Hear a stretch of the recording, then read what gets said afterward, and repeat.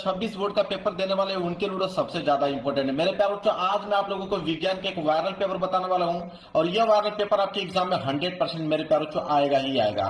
Code आप note कर सकते हो, कोड है 824 IO कोड है। मेरे प्यारे बच्चों, इस पेपर का पूरा सोल्यूशन मैंने बोर्ड एग्जाम की कॉपी पे लिख के लेकर आया हूँ। बहुत सारे बच्चों का कमेंट है कि सर मुझे सोल्यूशन बताइए, तो बोर्ड एग्जाम की कॉपी पे लिख के बताइए कि ताकि हम बोर्ड एग्जाम में कैसे लिखेंगे। तो बिल्कुल आप लोगों की डिमांड पे मेरे प्यारे बच्चों मैं लिख के लेकर आया हूँ। कम से कम 3 घंटे मुझे इसका सोल्यूशन ढूंढकर और अच्छे तरीके से लिखने में लगा है। तो आप मेरे प्यारे बच्चों वीडियो को लाइक कर देना, चैनल पर नए हो तो चैनल को जरूर सब्सक्राइब कर लेना और जाइए पूर्णांक के 70 नंबर, तो 70 में 70 नंबर विज्ञान में लेकर आइए। इस पेपर को बस आप तैयार कर लो, ये पेपर आएगा 70 में 70 नंबर आप लोगों का फिक्स हो जाएगा। सबसे पहले अनुक्रमांक और नाम यहाँ पे अपना डाल लीजिएगा मेरे प्यारे बच्चों। इस पेपर को हल करने के लिए आपके पास 3 घंटे 15 मिनट का समय रहेगा इस क्वेश्चन पेपर को हल करने के लिए। नीचे जब आप पढ़ोगे मेरे प्यारे बच्चों तो यहाँ पे सामान्य निर्देश दिया गया, निर्देश भी पढ़ना बहुत ही ज्यादा कंपलसरी है।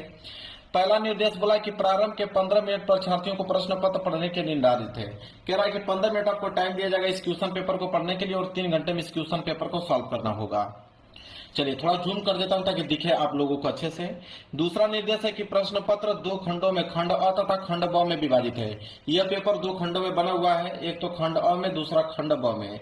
इसके बाद आता है तीसरा कि खंड अ तथा खंड ब 3 उपखंडों, उपखंड क ख ग में विभाजित है। मेरे प्यारे बच्चों, इसका कहने का मतलब है कि खंड अ में भी 3 उपखंड रहेगा, खंड ब में भी 3 उपखंड रहेगा।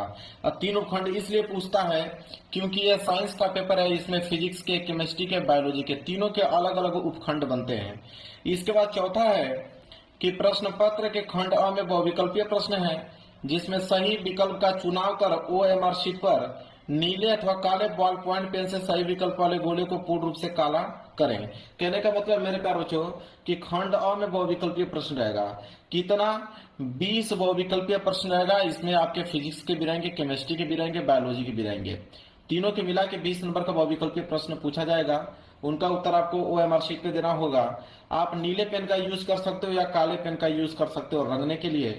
पेन आपका बॉल पॉइंट पेन होना चाहिए, जेल वाली पेन नहीं लेकर जाना है। क्लियर है? चलिए आगे बढ़ते हैं। अगला देख लीजिए क्या है। अगला निर्देश है आपका 5वां। कह रहा है कि खंड अ में बहुविकल्पीय प्रश्न है तो प्रत्येक प्रश्न के लिए 1 अंक निर्धारित है। मेरे प्यारे बच्चों, कह रहा है कि जो बहुविकल्पीय प्रश्न है तो एक प्रश्न जो है 1 नंबर के लिए पूछा जाएगा बहुविकल्पीय में। मतलब 20 प्रश्न पूछा जाएगा। कितने नंबर के लिए? 20 नंबर के लिए। इसके बाद अगला है कि खंड ब में आपके वर्णनात्मक प्रश्न रहेंगे। इसके बाद है प्रत्येक प्रश्न के सम्मुख उनके निर्धारित अंक दिए गए हैं। मतलब हर एक प्रश्न के आगे आपको लिखा हुआ मिलेगा कि प्रश्न 1 नंबर का है, कि 2 नंबर का है, कि 4 नंबर का है, कि 6 नंबर का है। जितना भी नंबर का प्रश्न होगा उसके सामने लिखा हुआ मिलेगा। क्लियर है?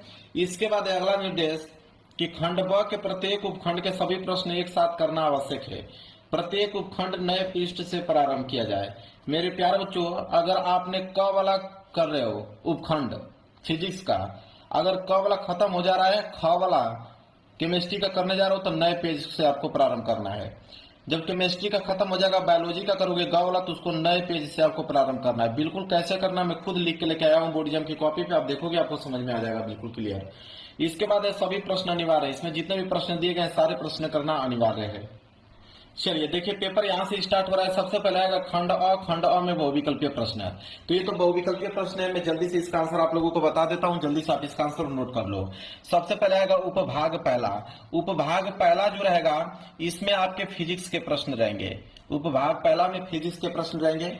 आप देख पा रहे हो पहला प्रश्न दिया हुआ है क्या कि निम्न में से कौन सा लेंस छोटे अक्षरों को पढ़ने के लिए उपयोग में लाना चाहिए। तो मेरे प्यारे बच्चों, छोटे अक्षर है और छोटे अक्षर को पढ़ना है, तो छोटे अक्षर को जब पढ़ना है तो कौन सा लेंस लगेगा?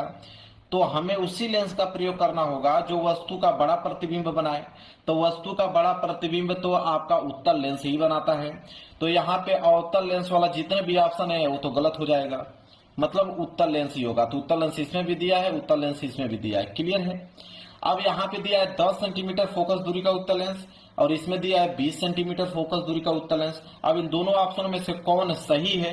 तो मेरे प्यार बच्चों मैं आपको बता दूं कि जितना फोकस दूरी कम होगा, जितना फोकस दूरी कम होगा प्रतिबिंब उतना ही ज्यादा बड़ा बनेगा।